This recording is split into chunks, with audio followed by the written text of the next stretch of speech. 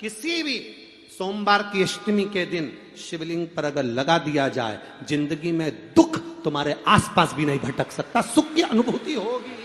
शिव महापुराण की कथा कहती है, बड़े ध्यान से सुनना। कभी जिंदगी में अगर मौका मिल जाए, कभी जीवन में तुम्हारे घर में गौ माता हो या कोई गौशाला हो और तुम्हें मालूम है कि ये गाय का ही दूध है, ये गौ माता का ही दूध है, तो कभी जीवन में अगर मौका मिल जाए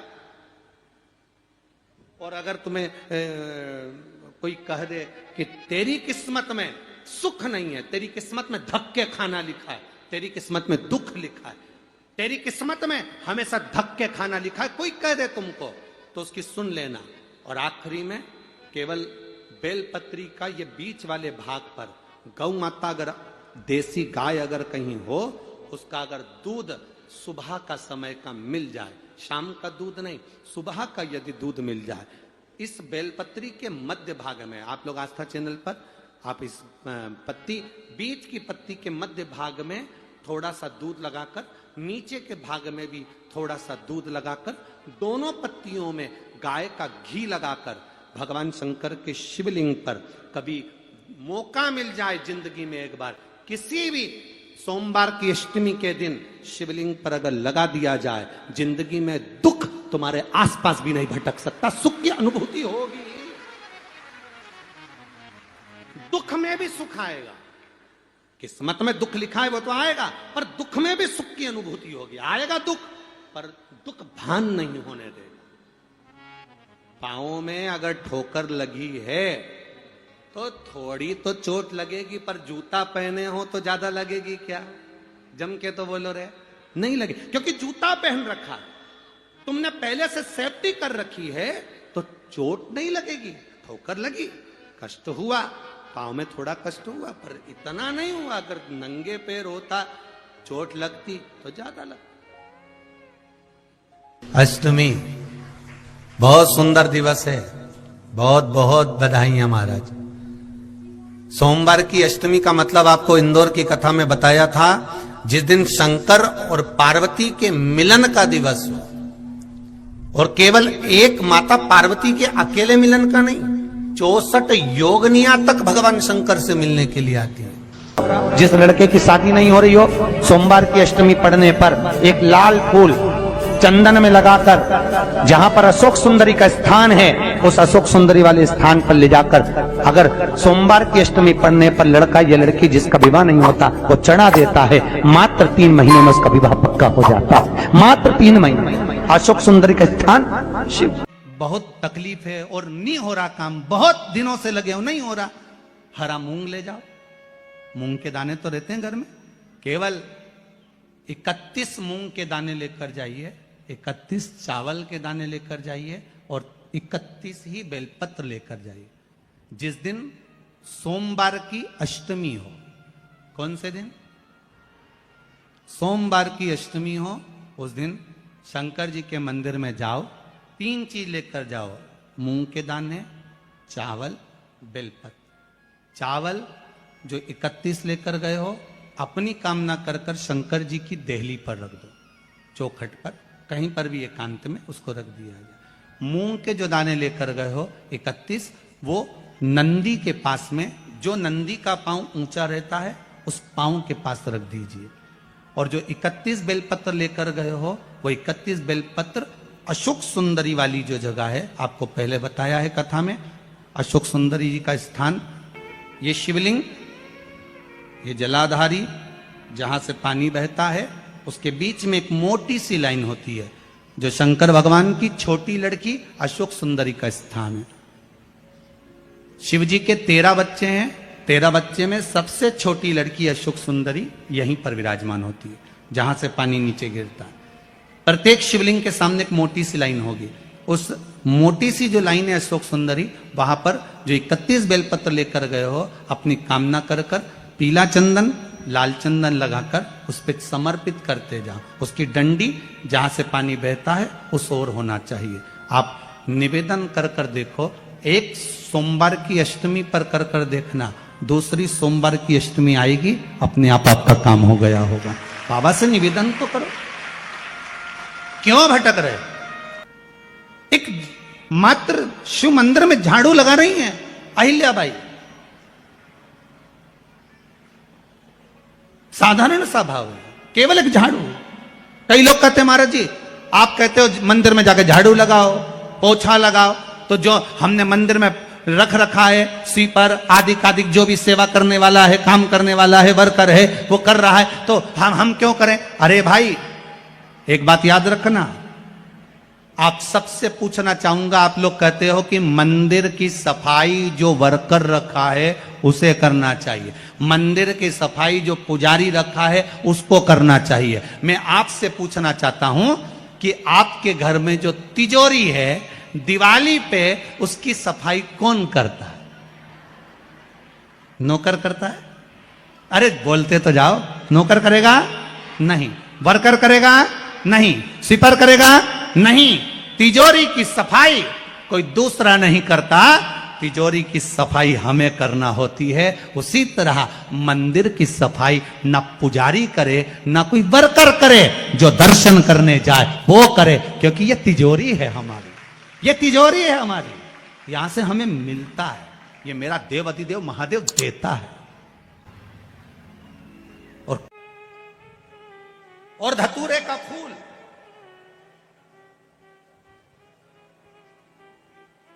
कांटे वाला धतूरा, और उसमें लगने वाला एक पुष्प। आस्था चैनल पर आप लोग देख रहे होंगे धतूरे के फूल का दर्शन। धतूरा और धतूरे का पुष्प, छोटा सा पौधा है, ज्यादा बड़ा नहीं है, कांटा लग रहा है, धतूरा लग रहा है, और उसमें भी साधारण धतूरा नहीं, जिस धतूरे के नीचे की डंडी लाल कलर की होती है, अगर वो सोमवार की अष्टमी को देवाधिदेव महादेव को समर्पित करी जाती है तो उसके घर में कभी संपदा की कमी नहीं होती है। वो धतूरा है, साधारण नहीं है। धतूरे में भी लाल डंडी, जैसे धतूरा गोल होता है उसके नीचे एक छोटी सी डंडी, देखा है आप लोगों ने? अरे देखी कि नहीं देखी बोलो? धतूरा देखा है ना?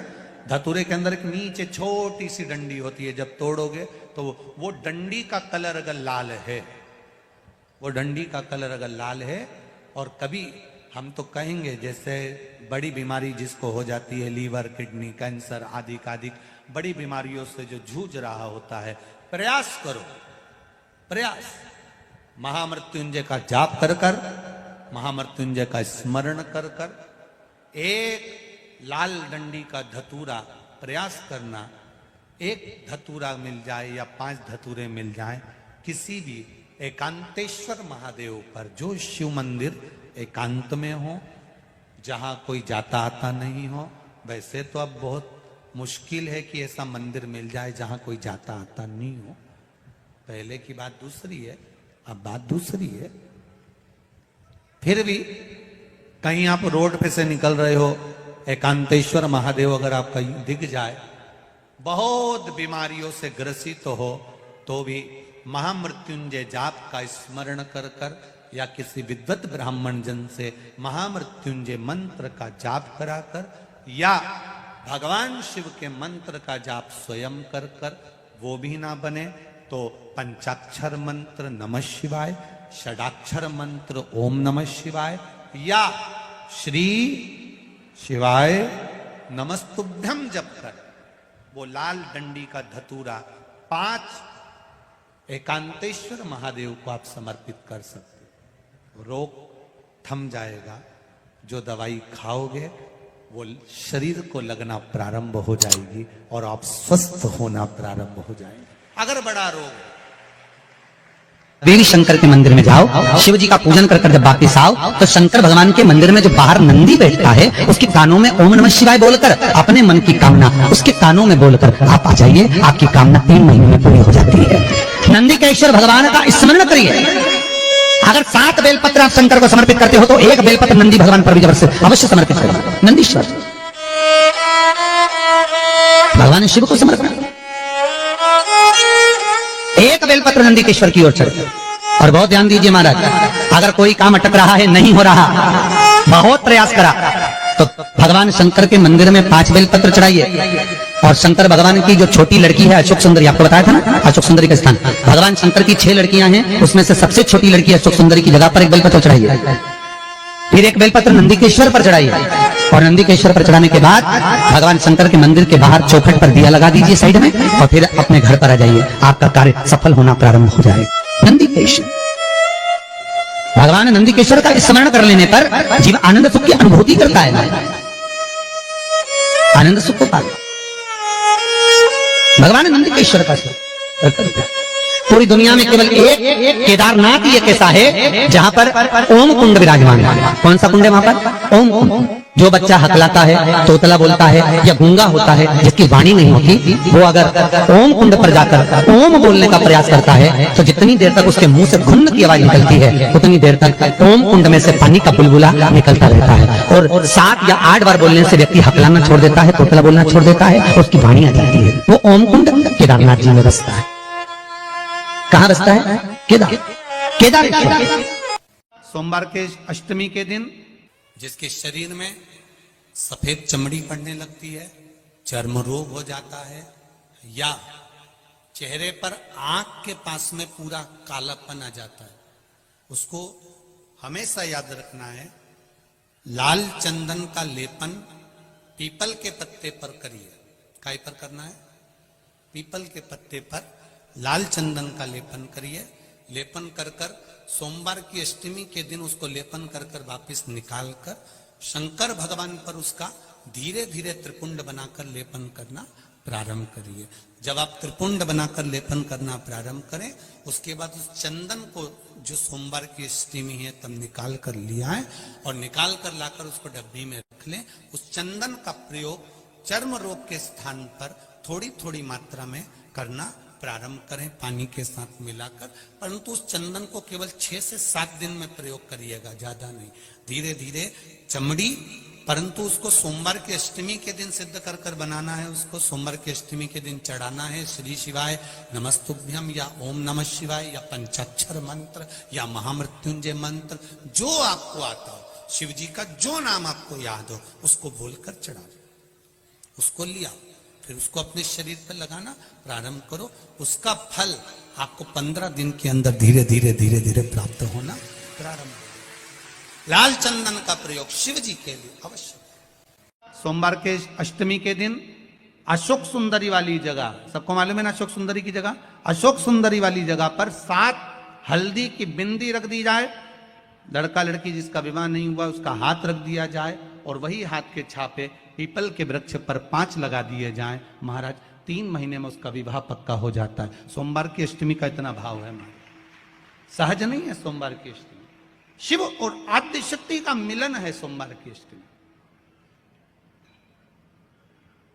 भगवान शंकर और पार्वती का मिलन। ऐसी कौन सी कामना है जो शिव पूर्ण नहीं करते? बस आपका विश्वास, आप उस पर भरोसा करना तो पूर्ण कर। कहते हैं सोमवार के दिन की अष्टमी पड़ने पर, कौन से दिन? सोमवार के दिन कौन सी तिथि? जम के बोलो, अष्टमी।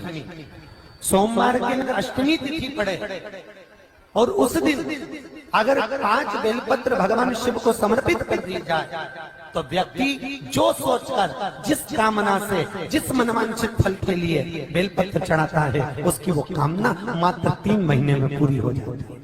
मात्र 3 महीने। एक बात बहुत सुंदर है, ध्यान रखिएगा थोड़ा सा। कभी अगर मौका लगे, सोमवार की अष्टमी पड़ जाए, क्या पड़ जाए सोमवार की?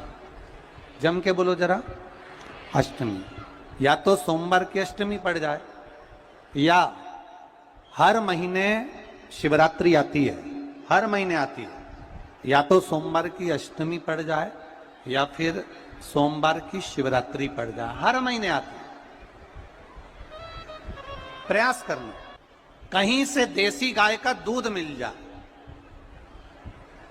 थोड़ा सा दूध देसी गाय का मिल जाए, थोड़ा सा दूध देसी गाय का, थोड़ा सा दूध अगर प्राप्त हो जाए,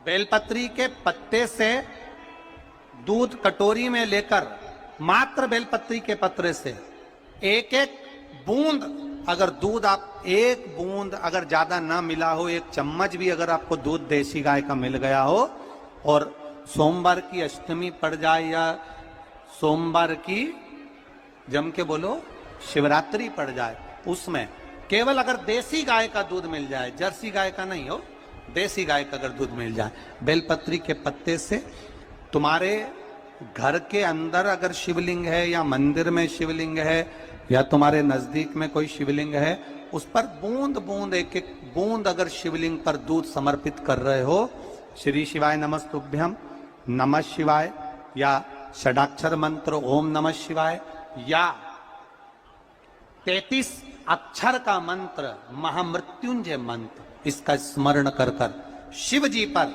देसी गाय का दूध समर्पित कर कर इस बेलपत्री को अशोक सुंदरी वाली जगह पर अगर आप समर्पित कर देते हैं, फिर आप जिस भी चीज के लिए अप्लाई करें, मेरा देवाधिदेव महादेव आपका हाथ पकड़कर खींचकर आगे बढ़ा ही दे। मेहनत करना, कर्म पूरा करना, पढ़ाई अच्छी करना, और पढ़ाई के साथ में विद्या अध्ययन करने के साथ में अच्छी मेहनत के साथ में देसी गाय का दूध भगवान शंकर को समर्पित करना, भगवान शंकर को समर्पित करना, देसी गाय का दूध धीरे धीरे धीरे धीरे समर्पित करना, भावों के साथ आप समर्पित करें। देसी गाय का दूध एक एक बूंद समर्पित करिए, धीरे धीरे समर्पित करें। और देसी गाय का दूध जब धीरे धीरे समर्पित करें, बड़े रास्ते से आनंद से धीरे धीरे जब आप समर्पित करेंगे, बेलपत्री वही दूध में सनी हुई बेलपत्र अशोक सुंदरी वाली जगह पर, उस समय पर डंडी का भाग शिवलिंग की ओर नहीं होना चाहिए, उस समय पर डंडी का भाग जहां से पानी बहकर जाता है अशोक सुंदरी की ओर से, वहां पर होना चाहिए। कार्य में सफलता मिलती ही है। शिव तत्व को धारण कर पीला चंदन लगा लेना। कितना लगाना है? बीच वाला जो पत्ता है उस पर पीला चंदन। जब आपको लगे कि मेरा जीवन बहुत कष्टमय है, अब ये रोग, अब ये कष्ट दूर ही नहीं हो रहा, अब ये आए दिन तकलीफ पर तकलीफ बढ़ती जा रही है, आए दिन रोग बीमारी, पैसा घर में बच नहीं रहा, बहुत कष्टमय जीवन है, इसमें लगाओ पीला चंदन बेलपत्री की बीज पत्ती पर। महाराज, और बीज पत्ती पर जब चंदन लग जाए, लगने के बाद में ये दोनों पत्ती पर लाल चंदन लगा लीजिए। इन दोनों पत्ती के बीच में जो डंडी का भाग होता है, आपको कहा था, आपको स्मरण में होगा शायद, हमने जब बेलपत्री की महत्वता बताई थी तो उस बेलपत्री की महत्वता में कहा था ब्रह्मा विष्णु महेश ये 3 हैं, बोला था। बीच में ये बड़ी पत्ती से लेकर जो 2 पत्तियां होती हैं, इनके बीच में जो जगह बचती है, इसमें मां पार्वती के 64 योगनियां, मां पार्वती अपनी पूर्ण सिद्धि के साथ में जितनी भी देवी के स्वरूप हैं, वो माता 64 योगनियां देवी के स्वरूप में यहां पर विराजमान होती हैं। 2 पत्ती के नीचे से जो डंडी होती है नीचे तक, ये पूरी डंडी में 33 कोटि देवी देवताओं विराजमान होते हैं इस पूरी डंडी के अंदर। तो ये बीच वाली पत्ती है, ये जो बीच वाली पत्ती का जो भाग होता है, इस पत्ती के भाग में शहद का प्रयोग कर कर, यहां पीला चंदन, लाल चंदन, लाल चंदन, शहद का प्रयोग कर कर, इसी तरह से पकड़कर ये बेलपत्री की जो डंडी है वो अशोक सुंदरी पर जब आप समर्पित करें, तो जहां से जल बहता है उस ओर पर इस पत्ती को चढ़ाकर केवल आपके हृदय की बात कहकर देवाधिदेव महादेव से कोई भी शिव जी का मंत्र, पंचाक्षर नमः शिवाय, षडाक्षर ओम नमः शिवाय, श्री शिवाय नमस्तुभ्यम, या महामृत्युंजय मंत्र, जो शिव का मंत्र हो आपके पास में, उसको बोलते हुए देवाधिदेव महादेव को धीरे धीरे जल की धार चढ़ाना प्रारंभ करो। जल की धार जब पूर्ण होने लगे, उसमें थोड़ा जल बचे, तब अशोक सुंदरी पर जो तुमने बेलपत्र चढ़ाई है वहां उस जलधार को चढ़ा। ये प्रयोग आपको केवल सोमवार की अष्टमी पढ़ने पर ही करना है। कौन से दिन करेंगे? जम के बोलिए जरा। सोमवार की अष्टमी पढ़ने पर यह प्रयोग करें और जल चढ़ाकर बाबा से विनती कर कर उसी बेलपत्र को वापस उठाकर कहीं जलाशय में या किसी पेड़ के नीचे विसर्जन कर दें और 1 लोटा जल वहां भी चढ़ा दें। बस निवेदन कर कर आ जाइए, मेरा बाबा 3 माह के अंदर हाथ जरूर पकड़ेगा और आपको दलदल से बाहर निकाल देगा। बात और आपसे कहेंगे, उतारिएगा।